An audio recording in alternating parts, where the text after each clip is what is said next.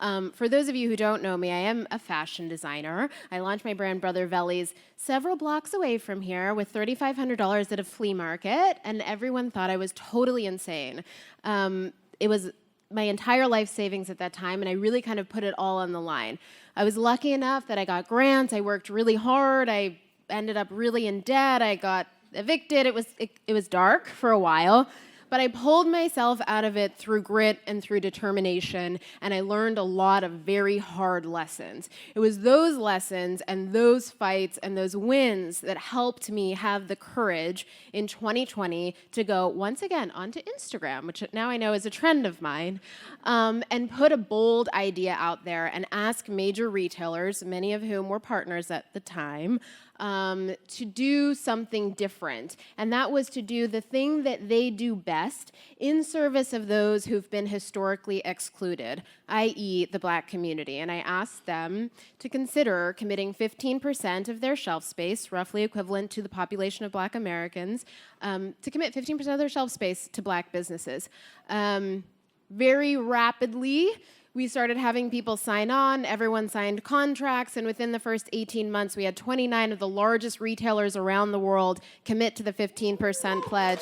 Thank you, guys. And through those contractual commitments, we're now in the process of reallocating over $14 billion of annual revenue to Black entrepreneurs. Thank you, guys. And so many of you guys have lifted us up in that process and helped make that work possible. I think we know, and we've already touched on it a lot this evening, that all of this work is very much in jeopardy. When we ask some of the biggest companies in the world to commit 15% of their shelf space, that ties in with things like affirmative action.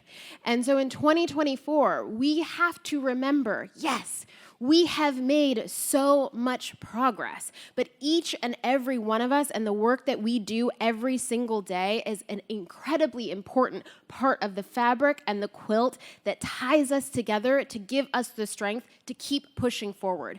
Because as hard fought as it was to get this progress, there are people that are working overtime to claw it back from us.